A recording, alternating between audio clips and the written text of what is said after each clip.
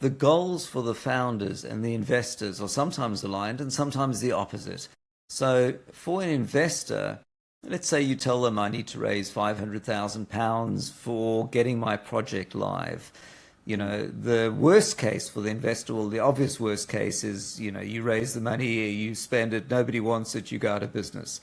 But the other problem is you persuade the investor to invest their £50,000 ahead of getting the other investors. They give you the £50,000, you're unable to raise the rest, and you've told them you need £500,000 to build the product. You've only got their $50,000. It's just wasted money. They're the only schmuck that has given you money. So for the investor, they want to make sure you collect all the money for the funding round before they give you any money. But for you as the founder, it's the opposite.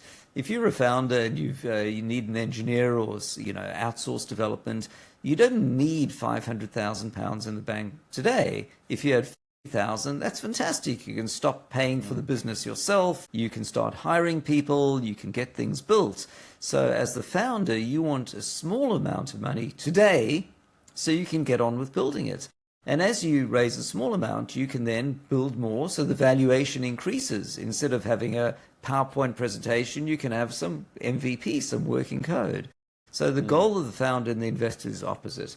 And that's really what's transformed, which is the legal tools like a SeedFAST or a SAFE that have become completely standardized, which allow founders to do these one-off ahead of a funding round deals. But that doesn't mean you don't have your work cut out persuading your investor that this is a good strategy for them as well.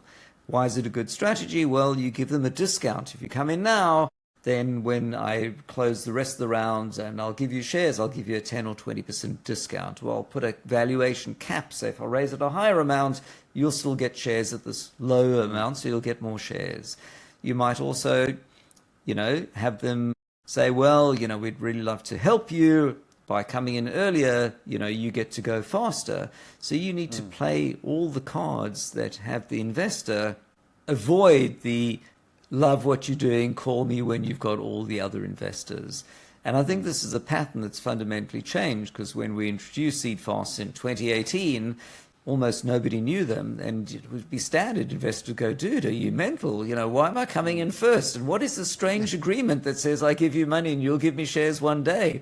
But now it's completely standard in the US because they're so easy and standardized and don't need lawyers for the most part. Everyone goes, forget all these legal fees. Dude, send me a SAFE. Where do I sign?